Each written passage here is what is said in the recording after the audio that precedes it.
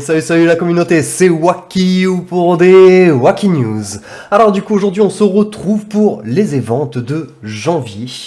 Enfin on a quelques dates et on voit un petit peu ce qui va nous attendre. Donc du coup je me suis dit pourquoi pas faire une petite vidéo pour annoncer un petit peu tout ça. Donc en premier temps, du coup, le 16 janvier, on va avoir Area of Conquest, du coup, qui est un événement que vous connaissez très bien maintenant, du coup, un événement assez dynamique, si je puis me permettre, mais il faut avoir du temps, c'est toujours le même problème avec cet événement. Malheureusement, on peut pas tous passer 12 heures par jour à regarder un petit peu comment se passent les choses, mais bon, après, ça fait du fil d'or, donc ça, on va pas s'en plaindre, des motifs en général faciles. Quand on a une guilde motivée, on arrive très facilement à obtenir les premières ou deuxièmes positions, donc pour le coup, selon moi, ça reste très ok.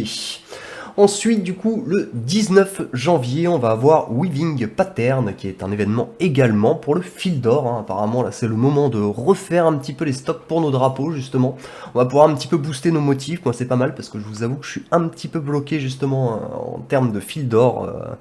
Pour le nouveau motif de pénétration d'armure qui me demande pas mal de fil d'or. Là pour le moment il est orange et je ne peux pas le passer en rouge, pas parce que je manque de motifs, mais parce que je manque de fil d'or. Donc du coup je trouve que ces événements tombent super bien, d'autant plus que après je peux dire une bêtise, mais si concorde avec Area of Conquest, ça dépend si c'est un 3 ou 4 jours. Area of Conquest, j'ai toujours le doute, je sais jamais, vu qu'au début on a commencé avec 7, puis après avec 5, puis après avec 4, mais en tout cas si Area of Conquest concorde avec Weaving, ça va être le moment effectivement peut-être de faire une recharge avec les points VIP justement pour les poupées.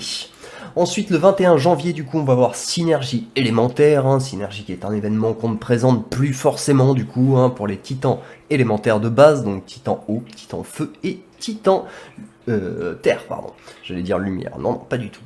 Et donc du coup c'est un événement qui est pas mal, qui à l'époque était presque, j'ai envie de dire, obligatoire en fait tout simplement, mais maintenant il y a énormément d'événements quand même qui concernent les titans, avec souvent des ressources quand même plus intéressantes à obtenir, donc du coup dans l'ensemble je trouve pas que ce soit forcément un événement qui soit très intéressant, autant pour les débutants, pour les joueurs, pas pour les débutants mais pour les joueurs qui débutent, oui effectivement on va devoir passer par là, parce qu'effectivement on va devoir monter quelques titans élémentaires pour pouvoir faire le donjon de manière correct, si je puis me permettre justement, alors que si on monte que des lumières et que des ténèbres, malheureusement en tant que débutant ce sera compliqué dans le donjon. Donc du coup il y a un équilibre à faire là-dessus. Moi je conseille limite aux nouveaux joueurs de jouer ténèbres ou lumière, parce que les titans sont tout simplement plus puissants que les classes classiques, mais par contre effectivement on a quand même besoin de booster un petit peu les élémentaires pour le donjon également.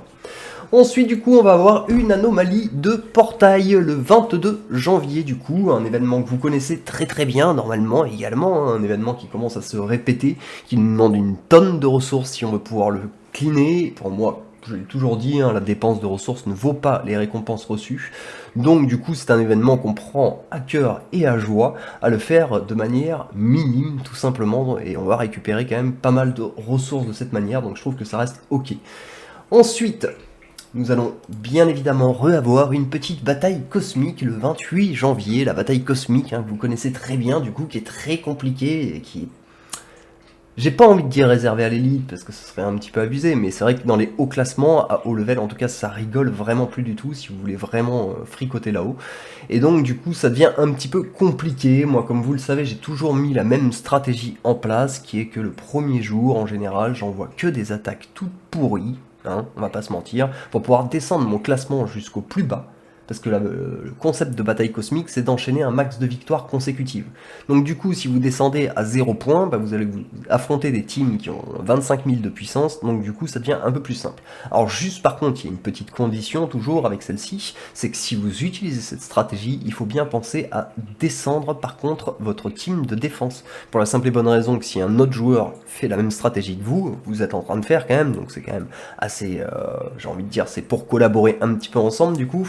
Et du coup, si on se retrouve malheureusement avec 100 points, à devoir affronter normalement des teams qui font 150 de puissance et qu'on se retrouve avec une team à 900k, c'est pas très fun du coup. Donc du coup, je vous conseille de démonter un petit peu vos teams.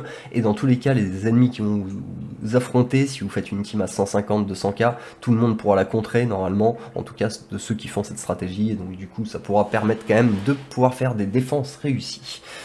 Wow, dis donc, j'ai cru que j'allais en perdre mon souffle. Ensuite, du coup, pour finir, le 28 janvier également, nous allons avoir du coup Time of Fearless qui va revenir du coup parmi nous. Bon, c'est pas un événement qui, selon moi, vaut un grand détour ni des grandes explications. Hein. C'est un événement qui rapporte quelques pierres de skin, mais qui est pas non plus incroyable selon moi. Donc du coup, bon, je l'ai cité parce qu'il fallait. Et aussi, on aura un événement diamant x4. Alors par contre, j'ai oublié la date exacte comme un idiot. Mais bon, ça change pas grand chose. Dans tous les cas, ce sera un petit peu vers la mi-mois. Ça va bientôt arriver, vers la fin du mois normalement. Voilà, voilà, bah écoutez, en tout cas, je pense qu'on a fait le tour pour les événements, en tout cas, qui vont arriver pour le mois de janvier. Si la vidéo vous a plu, comme d'habitude, n'hésitez pas à lâcher un petit pouce et à vous abonner, ça fait toujours plaisir. À lâcher un petit commentaire aussi pour donner votre avis, justement. N'oubliez pas, bien évidemment, de stocker vos 150 œufs hein, pour l'anomalie des portails. Et écoutez, on se retrouve très très bientôt dans tous les cas pour des nouvelles Wacky News. Et je vous souhaite à tous une très très bonne journée. Allez, ciao ciao!